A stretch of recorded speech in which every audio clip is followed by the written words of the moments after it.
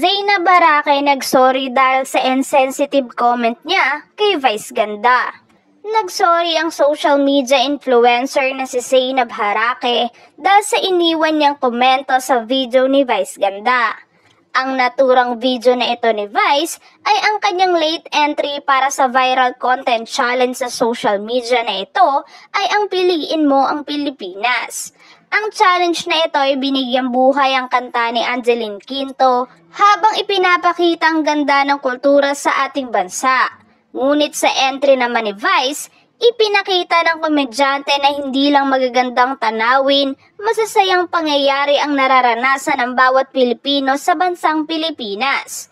Gayon din ang hirap ng mga commuters. Issue sa jeepney pace out, traffic sa EDSA, photo bomber sa Luneta, issue sa West Philippine Sea at maging ang resort na itinayo sa Chocolate Hills. Maraming netizens ang naiyak sa entry na ito ni Vice dahil bilang artista or influencer, ginamit umano ng komedyante ang kanyang platform sa maayos na paraan upang mamulat ang bawat Pilipino tungkol sa tunay na kinakaharap ng ating bansa.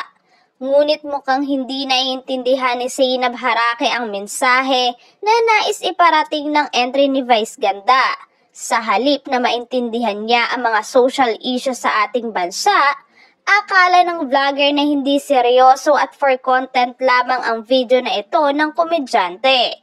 Laro, hahaha, love you, komento ni Zainab Harake. Tila hindi naman nagustuhan ng maraming netizens ang insensitive na komento ni Zainab. Marami ang nagsabi na ganda lang talaga ang meron sa influencer ngunit walang utak.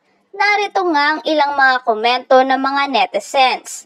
Kailan pa niya ginamit ang platform niya for greater purpose?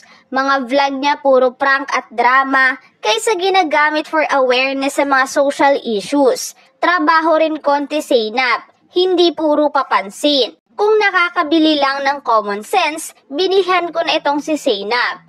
Dahil dito ay nagsorry si Zainab Harake sa pamamagitan ng isang story. Inihayag niyang humingi siya ng tawad sa mga taong na-offend dahil sa naging komento niya kay Vice Ganda.